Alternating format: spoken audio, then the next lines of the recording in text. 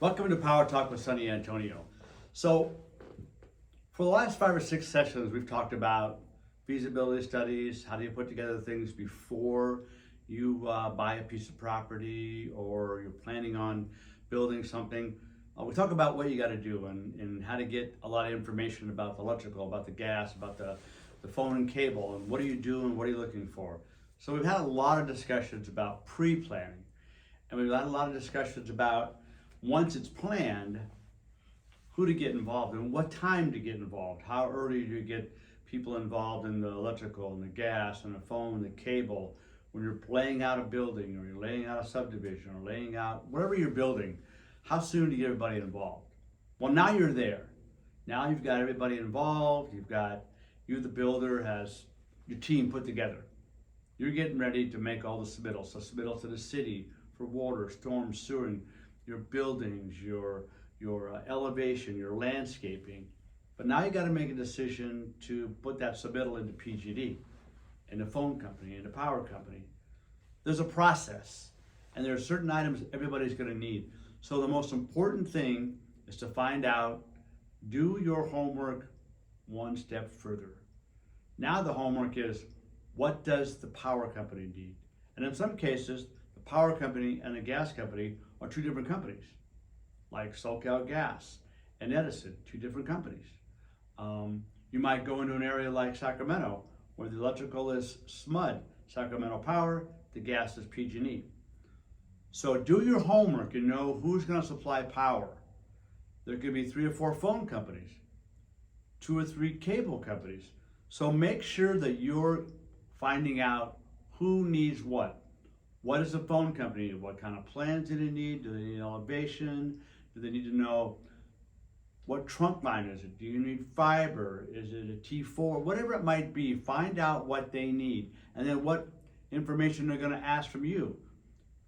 You've got an apartment complex. You have 200 units. Who's going to do that wiring for the phone and the cable? So find out what each one needs, so you submit the right information, the right set of plans, the right count of units. What do they need? Find that out.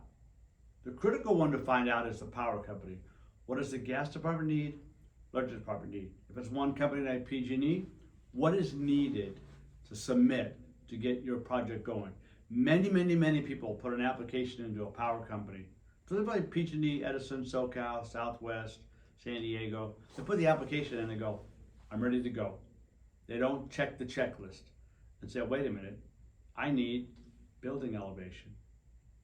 I need a landscape drawing. I need electrical one-line diagram telling me what it is. How large is the panel? What's it feeding? Is there solar involved in it? Are there EV chargers going to be on this panel? So it needs electrical loads, itemized loads, form. Ask the power company, do you have a form you need to fill out for the electrical loads? Have you got a form that I need to fill out for gas loan? Itemizing a water heater, itemizing the furnace. Is the water heater instantaneous or is there a standard water heater? What else is going to be gas? Cooktop, stove. A lot of guys are doing outside barbecue pits with a natural gas flames that are igniting it. What about my fireplace? So what the point is to make sure that you go to the power company, go to the gas company, go to phone, go to cable. What do you need? You have a checklist of items that I need to make sure that I give to you to make my application complete. It's very critical that you give them everything they need. The longer you don't get them that stuff, and they got to keep asking you for it, the longer it's going to take to get what you need. 1, your job designed. 2, a contract. 3, so you can go to work in the field. You need certain items. So the longer you take to get to them, the longer it's going to take to get it back to you. Understand something. Every one of them has probably 25, 30, 50, in some cases 100 jobs that they're dealing with and trying to monitor. And if they don't get to your job for 2 or 3 weeks, that's 2 or 3 weeks you've lost in a schedule. And finally you get it to them and they follow up and they go, oh, you need this, and you get it back to them. It could be another week, 2 weeks before you look at it again. You could lose 4 to 6 weeks if you don't give everything up front. Get a checklist. We have one. We give a checklist out to our customers and look at it. Does anything on this checklist pertain to you? Maybe it doesn't. Maybe it's streetlights. Doesn't pertain to me. I'm not putting streetlights in. Maybe it's a gas load information, but you're only putting electrical in. Or you're in an area that's all electrical, no gas. Go to the checklist. Double check it. If you got a consultant, let your consultant help you. If not, when you get to that power company and you're handling it, make your own checklist out. Go to their website, see what they need. Then make your own checklist out. They're going to need civil plans. They're going to need improvement plans showing water, storm, sewer, streets, bioswale, things that are going to be either put in or things that are already there. So that you know what's there. So when they start designing anything, or they're designing it, they make sure they design it without anything in the way. No water in the way, no storm in the way. What about downspout? What about bioswales? Do I have anything in it that impact my trench or meter locations? If you're looking at a building, especially if it's gas, they're going to look at that building and want an elevation drawing. Why? Is that gas meters are close to a vent? Is it close to an open window? Is it close to a door? All that information is critical where you can put that gas riser, where you can put that gas meter, because you have to be so far away from a window, so far away from a door, so far away from vents, so far away from other things that are electrical or downspouts or water. So it's critical that you look at getting a materials layout, basically getting a list of items you need to get to the power company, to the phone company, to the cable company, to the gas company. What do you need, Mr. Power Company? What do you need, Mr. Dry Utility? What do you need with my application? So now you can design my job. I can get everything I need on a timely manner. Every time you delay them, just puts a delay in the design.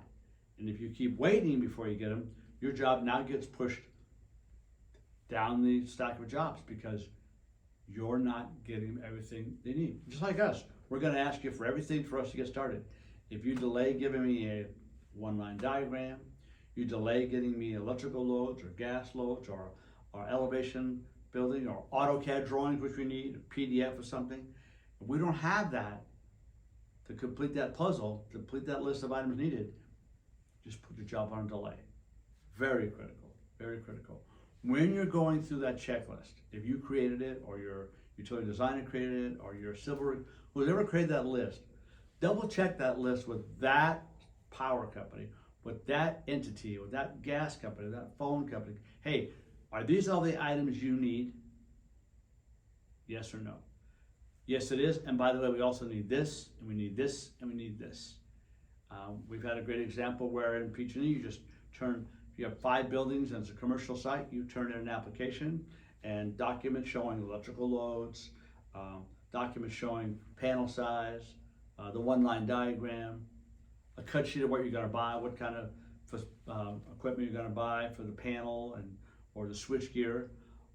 2 items why it's critical.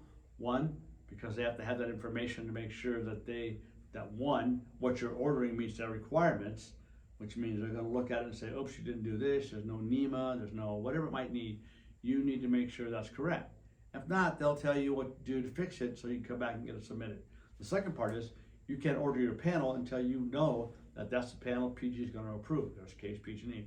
But to make sure the panel is whatever that power company is going to approve and put it in. So I use that to you because if you're in a PG territory, you put, if you got 10 buildings, all goes on one application and you submit everything. But not in Imperial Power. Imperial Power, we did a job and they want an application for every building, even though it's one job site, it's going to design as all one. Every building has its own application. Not right, not wrong, that's just how their process works. And what they want is different what PG&E wants, or what Edison wants, or what SMUD wants, or Palo Alto Power wants. All those are different checklists, items they do or don't need. Don't assume it. Ask them, what do you need with my application? When I submit it, what documents or background information, supporting load information do you need? Very critical. Critical that your job's going forward because you're going to get busy and you're going to forget you forgot to send them something. I didn't send them an AutoCAD. I didn't send a one-line diagram. Oops, I forgot to give them the electrical loads, but I gave them the gas loads, or vice versa. Gather as much information as you can up front. Everything. So when that submittal goes in, either online or you have to ship it overnight, however you do that, everything that's needed and required for that application is in that package.